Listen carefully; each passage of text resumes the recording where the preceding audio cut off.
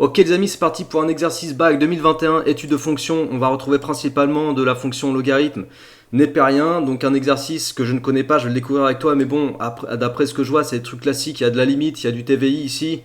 Après, il y a deux fonctions qu'on va étudier l'une par rapport à l'autre. Bon, il y aura un graphique, on va voir ça ensemble, on va découvrir.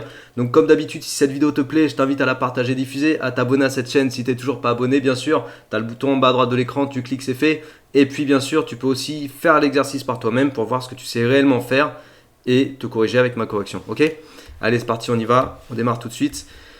Partie 1, on considère la fonction h définie par cette expression. Je vais réécrire pour m'approprier la fonction. Donc 1 plus ln de x sur x. Ici, ln de x sur x, je reconnais en fait le morceau qu'on étudie en croissance comparée pour les limites.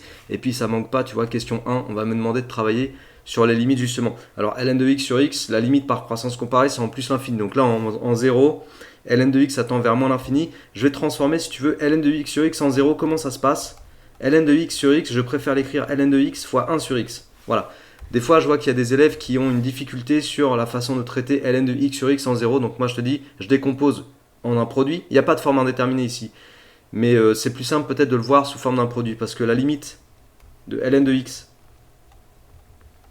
quand x tend vers 0 plus, bien sûr, parce qu'on n'est pas défini en x négatif. Donc c'est moins l'infini. Ça, c'est une limite de cours. Et la limite de 1 sur x, quand x tend vers 0 plus, ça aussi c'est une limite que tu dois connaître. 1 sur x c'est une fonction de référence, c'est plus l'infini. C'est ta courbe de fonction inverse, elle est comme ça. Donc quand tu te rapproches de 0 en étant plus grand que 0, la fonction 1 sur x, elle tend vers plus l'infini, ce que je te montre ici. Ok? Donc on a moins l'infini plus l'infini, on a un produit, on va traiter juste la limite sous forme d'un produit. Donc par produit, la limite de ln de x fois 1 sur x, c'est-à-dire de ln de x sur x, ça fait moins l'infini fois plus l'infini, ça te fait moins l'infini. La limite de ln de x sur x égale, donc en 0 plus, ça fait moins l'infini. Ok? Ensuite, la limite de 1, bah, ça fait 1, et donc si tu fais la somme pour h de x, j'écris directement, donc somme, la limite de h de x, quand x tend vers 0, c'est moins l'infini. Ok, moins l'infini plus 1, ça fait moins l'infini. Question 1, c'est fait, check. Question 2, détermine la limite en plus l'infini. Donc là, je t'ai dit, on va utiliser la croissance comparée, donc j'y vais là-dessous. Limite, question 2, de ln de x sur x en plus l'infini. Ça nous donne 0. Entre parenthèses, je précise croissance comparée. Limite de cours. Donc, la limite de h de x, quand x tend vers 0, quand x tend vers plus l'infini, ça nous donne 1, puisque h de x, c'est 1 plus ln de x sur x. Ok, donc 1 plus 0, ça fait 1. On a donc une asymptote. Il ne nous demande pas d'interpréter, mais on pourrait très bien avoir la question interpréter les limites. Et là, il faut parler des asymptotes. Ouais, asymptote d'équation x égale 0 et asymptote d'équation y égale 1. Je peux te l'écrire, à la limite, on peut le rajouter. Ça me donne une asymptote verticale d'équation, donc AV et asymptote verticale d'équation x égale 0. Et puis là-dessous, là, j'ai une asymptote horizontale, donc AH d'équation y égale 1. En plus l'infini, au voisinage de plus l'infini. Des asymptotes verticales, horizontales, pardon, il faut que tu précises où est-ce qu'elles sont asymptotes. Allez, question 3. Question 3, on nous demande la dérivée, ok. Après, tableau de variation classique, donc dérivée, signe de la dérivée, tableau de variation, et puis le TVI qui va avec pour h de x égale 0. Je vais faire ça sur une autre page, on est là sur la question 3. J'ai écrit la fonction h de x, donc 1 plus ln de x sur x, voilà. Je vais aller chercher h', donc la dérivée de 1 c'est 0, et ln de x sur x ça tu le traites en u sur v, donc ça te fait u', la dérivée de ln de x ça fait 1 sur x fois v, donc fois x, moins, donc u'v moins uv', je sais pas ce que j'ai dit, mais c'est u sur v, donc u'v moins uv', donc 1 sur x fois x, moins ln de x fois la dérivée de x c'est 1, le tout sur x au carré. Ouais, là tu peux simplifier 1 sur x fois x, parce que x est différent de 0, il va donc te rester 1. Donc au final 1 moins ln de x sur x au carré, c'était très très difficile. Et c'est vraiment des questions ultra simples ça, des dérivées très faciles. Donc ln de x, 1 moins ln de x sur x au carré, c'est ce qu'on a trouvé. Question 3, check. Dresser le tableau de variation de la fonction h sur 0 plus l'infini. Donc ici on va devoir aller chercher le signe de la dérivée. Je continue là. Donc signe de h' de x sur 0 plus l'infini. Alors je vais préciser que x carré est strictement positif, donc h' de x a le même signe que quoi? Que qui? Que 1 moins ln de x. Donc je vais me contenter d'étudier le signe de 1 moins ln de x. Pour faire le signe de 1 moins ln de x, je résous. Donc résolvons. 1 moins ln de x positif par exemple, ou négatif comme tu veux. Je vais faire positif. Ça fait 1 plus grand que ln de x. De toute façon là, quoi que tu fasses, tu arriveras au même résultat à la fin. Tu utilises la fonction exponentielle pour sortir x. Donc tu appliques la fonction exponentielle des deux côtés qui est une fonction croissante. Donc le comparateur ne change pas de sens. Ok, tu peux mettre positif ou nul d'ailleurs. Et tu récupères à droite x et à gauche tu as exponentielle 1. Donc ça veut dire quoi? Ça veut dire concrètement que quand x est plus petit que e, 1 moins ln de x est positif. C'est ces deux choses-là qu'il faut que tu regardes dans le raisonnement pour comprendre comment remplir le signe de 1 moins ln de x dans le tableau. On va faire le tableau, je vais te montrer. Donc pour le tableau, donc E c'est 2,718 environ. Ça veut dire que on est bien dans l'intervalle 0 plus l'infini, tout va bien. Donc là j'ai E, exponentielle 1. Je mets une ligne pour le signe de 1 moins ln x. Une ligne du coup pour h', j'ai dit que h' avait le même signe que 1 moins ln de x. Et puis la dernière ligne, ça sera pour les variations de la fonction h. Je vais juste agrandir un peu. Voilà. Ok, donc 1 moins ln de x. Hop, qu'est-ce qu'on a dit? On a dit que 1 moins ln de x est supérieur à 0 quand x est plus petit que e. Donc x plus petit que e, je suis là. Ok? Donc quand x est plus petit que e, 1 moins ln x est supérieur à 0, donc positif. Ok? Et à contrario, de l'autre côté, c'est forcément négatif et ça s'annule en e. Voilà, c'est fait. Et puis après, je mets une ligne pour le signe de h' qui est le même. On l'a justifié, on l'a dit plus haut. Et variation de h. Et bien sûr, quand tu construis tes tableaux de variation, que tu étudies tes variations de fonctions et autres, les limites aussi, tout ce que tu racontes, il faut que tu le vérifies au fur et à mesure, en traçant le graphe, tu sais, dans ta calculatrice ou sur GeoGebra, comme tu veux, si tu bosses sur un PC, mais il faut que tu vérifies tout ce que tu racontes. Voilà, tout ce que tu racontes, au niveau graphique, ça doit correspondre. Si le graphe, ça fait une fonction décroissante-croissante, et que toi, là, tu trouves que c'est croissant-décroissant, il y a un souci. Donc là, je mets les limites, moins l'infini, on avait trouvé moins l'infini en 0, on avait trouvé 1 en plus l'infini. Je vais mettre une double barre ici pour indiquer que 0 est une valeur interdite, c'est toujours mieux. Et puis on va calculer, en fait on va écrire h de e ici pour le maximum. Et ce que je te propose, c'est d'aller chercher h de e. Tu es obligé d'aller le chercher de toute façon pour faire le TVI derrière, tu dois savoir ce que ça vaut h de e. Donc h de e, on a dit que c'était quoi? C'était 1 plus ln de x, donc 1 plus ln de e sur e, je crois que c'était ça la fonction h. 1 plus ln de x sur x, ouais c'est ça. Donc ln de e ça fait 1, donc ça te fait 1 plus 1 sur e. Voilà, 1 plus 1 sur e c'est positif. Donc ici, fatalement, entre moins l'infini, quand je vais passer des images moins l'infini à h de e, qui est égal à 1 plus 1 sur e qui est positif, fatalement je vais passer par 0. Donc à un moment donné je rencontre 0, parce que la fonction est continue, on va l'écrire dessous. Si je rencontre 0, ça veut dire que j'ai un unique antécédent ici, dont l'image vaut 0. Par contre là, sur l'autre intervalle, sur l'intervalle e plus l'infini, attends je dézoome un peu, hop comme ça tu vois tout, sur l'intervalle e plus l'infini, je vais passer d'une valeur positive 1 plus 1 sur e, et je vais tendre vers la limite qui vaut 1. Et je ne vais pas rencontrer 0 à nouveau, donc là, j'aurai pas de solution. Alors pour la question du TVI, on me demande démontrer que l'équation h de x égale 0 admet une unique solution dans l'intervalle 0 plus l'infini. Ça veut dire qu'il va falloir dire qu'on en a une sur l'intervalle 0e, et qu'on n'en a pas sur l'intervalle e plus l'infini. Tu vas voir comment on le justifie. Il faut le faire. Il faut que tu fasses les deux intervalles, lui et lui. Parce que toi, on te demande de démontrer que la solution est unique sur l'intervalle 0 plus l'infini. Donc il faut que tu dises que sur e plus l'infini, il n'y a pas de solution. On va le rédiger ensemble. Donc premier point. Là, on est sur la question 4, 5 du coup. Question 5. Question 4, c'est fait. Donc question 5. Sur l'intervalle 0, e, la fonction h est continue et strictement quoi? Strictement croissante. De plus, bon ça c'est censé être un et, voilà. De plus, j'ai dit que 0, la valeur 0 de l'équation h de x égale 0, 0 appartient, est une valeur intermédiaire de l'intervalle. Alors comment je vais l'écrire cet intervalle-là, l'intervalle des images? Ça c'est quoi? C'est la limite de h quand x tend vers 0. J'ai pas envie de mettre moins l'infini, moi j'aime bien mettre limite de h quand x tend vers 0.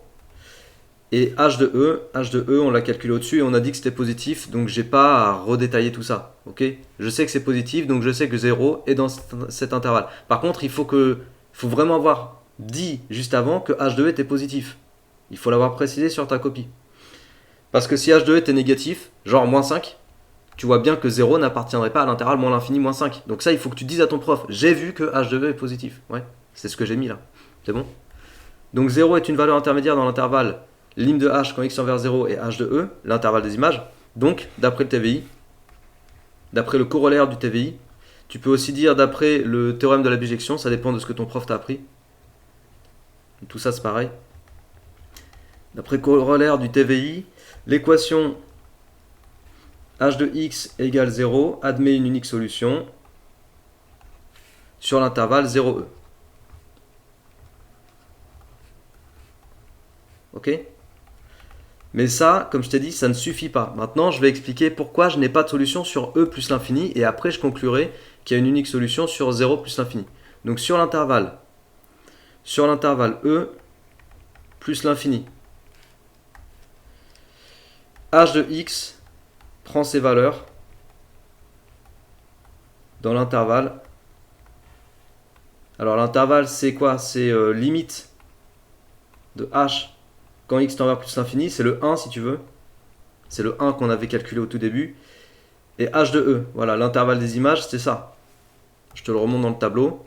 L'intervalle des images, c'est 1 exclu h de E. Ok, ça c'est la limite de h quand x tend vers plus l'infini. Et ça c'est h de E.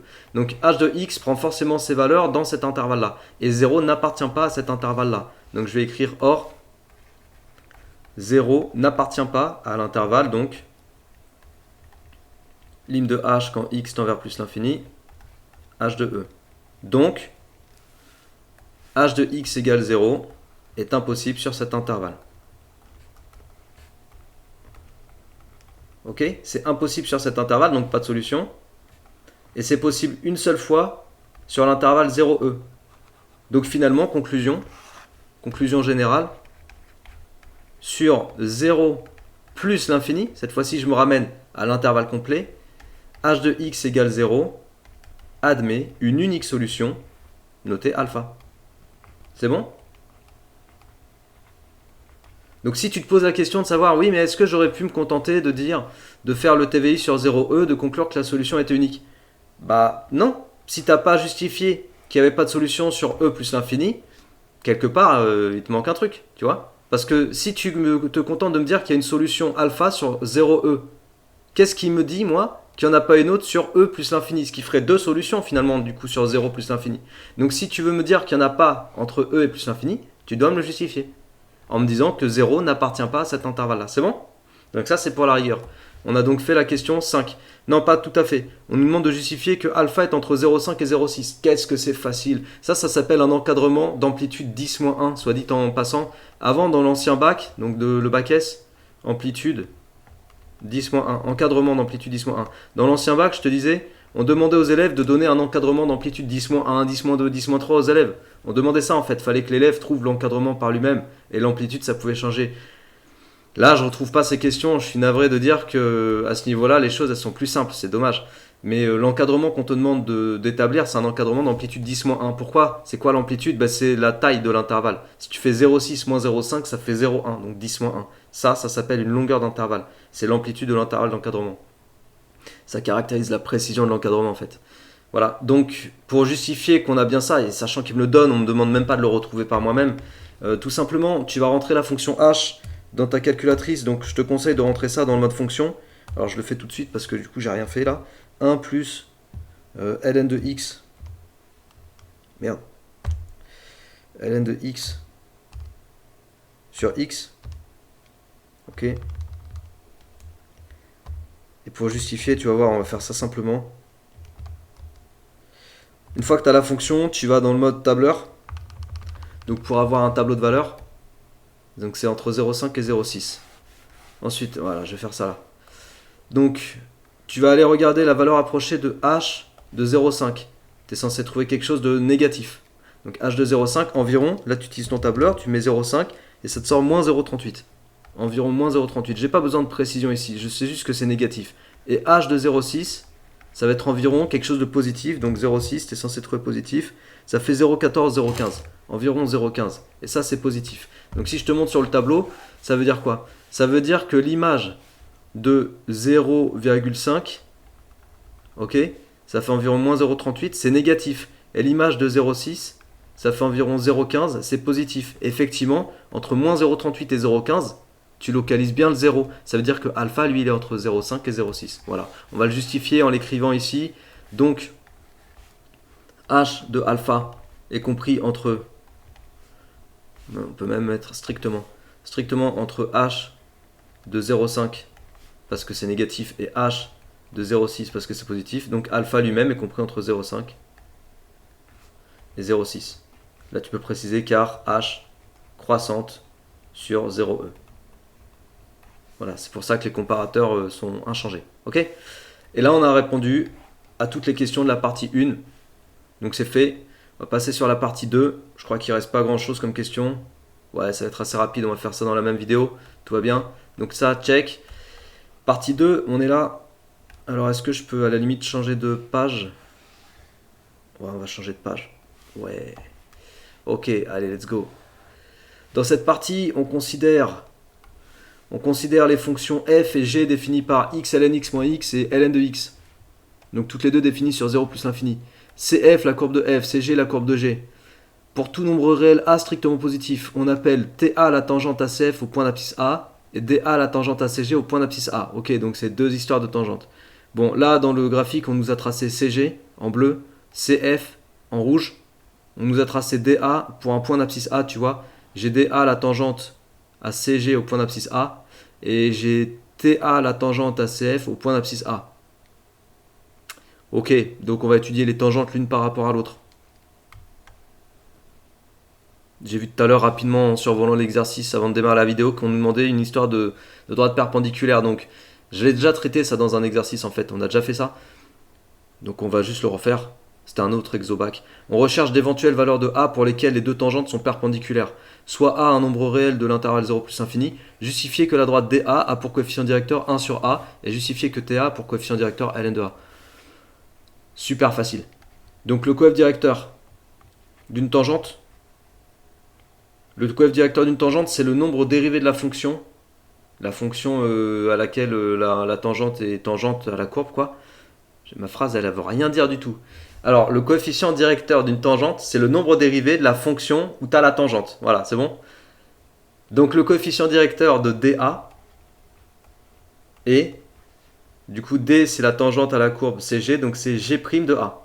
Voilà, ça, c'est ton cours, en fait. Je te donne juste le résumé d'un élément du cours du chapitre nombre dérivé, première spé maths. Ouais, on apprend qu'un nombre dérivé, c'est un coefficient directeur de tangente, en fait, au point d'abscisse considéré. Donc, le coefficient directeur de DA, c'est G' de A. Or, G' de X, donc ta fonction G, c'est ln de X, G' de X égale 1 sur X, donc G' de A égale 1 sur A.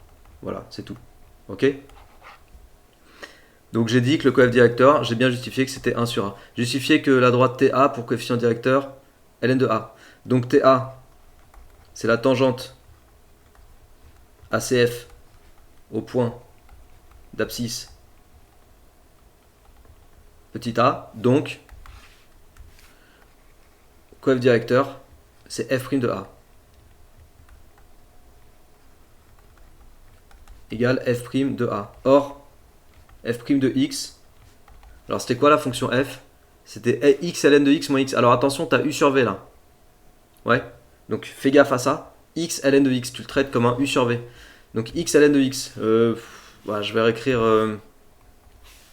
la fonction, quoi, pour que tu aies tout sous les yeux, je ne vais pas faire de tête. X ln de x moins x, donc f' de x égale, alors la dérivée de x c'est 1, donc u' fois v, plus la dérivée de ln de x c'est 1 sur x, donc x fois 1 sur x.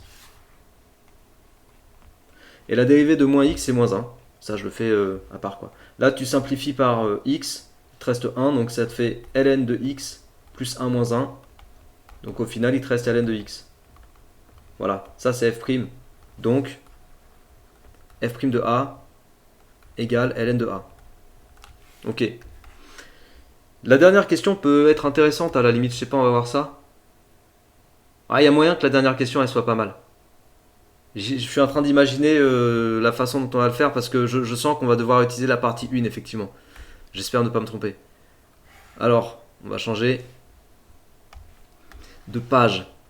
Voilà, je vais juste redire que dA, le coefficient directeur c'est 1 sur a, et TA, son coefficient directeur c'est ln de a. Et on me dit, démontrer, alors on rappelle que dans un repère orthonormé, on est dans un repère orthonormé, deux droites de coef directeur m et m' sont perpendiculaires si et seulement si mm' égale moins 1. Démontrer qu'il existe une unique valeur de a que l'on identifiera, ouais c'est sûr ça va être alpha. Ah j'espère pas me tromper, normalement ça va être ça. Déterminer qu'il existe une unique valeur de a telle que les droites TA et DA sont perpendiculaires. Donc on va partir sur TA et DA perpendiculaires ou TA perpendiculaire à DA. Si et seulement si. Donc si et seulement si f'A fois G'A égale moins 1. Donc f'A ça fait quoi? Ça fait ln de A fois, fois 1 sur A égale moins 1. Ouais, c'est cool, mais ça va être un peu facile quand même. Donc ln de A fois 1 sur A, ça fait ln de A sur A égale moins 1. Et là, tu ajoutes 1 des deux côtés. Bon, allez, c'est pas trop dur en vrai. Mais il faut juste pas avoir le nez dans le guidon et arriver à identifier qu'en fait, là, dans le membre de gauche, tu as juste reconstruit h de A, partie 1, exercice précédent, enfin, partie 1 de l'exercice qu'on vient de faire, pardon. Donc ln de A sur A plus 1, ça c'est h de A. Et h de A égale 0. Admet une unique solution. Admet une unique solution alpha sur 0 plus l'infini. Donc il existe une unique valeur de A telle que les deux droites soient perpendiculaires sur 0 plus l'infini. Bon, c'était assez facile en fait. Je m'attendais à ce qu'il y ait un petit peu plus de transformation d'écriture, mais en l'occurrence, il n'y a pas eu. Mais c'est pas grave, c'était quand même cool de le faire. Question 3, c'est fait, hein, du coup, on a tout fait. Voilà, exercice, ça t'a plu? Ouais? Bah tant mieux, dis-le moi en commentaire, ça fait plaisir, partage, diffuse comme d'habitude, abonne-toi à cette chaîne si t'es toujours pas abonné. Et puis il n'y a qu'en t'entraînant sur de multiples exercices que les choses elles commencent à rentrer. Bien sûr, tu peux pas te contenter non plus de faire que des exos comme ça, si tu prépares que du bac, tant mieux. Mais si tu veux préparer un niveau un peu plus solide pour des études supérieures qui contiennent des maths un peu plus poussées, va sur des exos un peu plus costauds que ça. J'en fais de temps en temps, il y en a plein sur APMEP, donc il y en a plein partout. Il faut que tu fasses des exos plus costauds. Ok? Allez, sur ce, travaille bien, motive-toi bien. Je te dis à très bientôt. Ciao.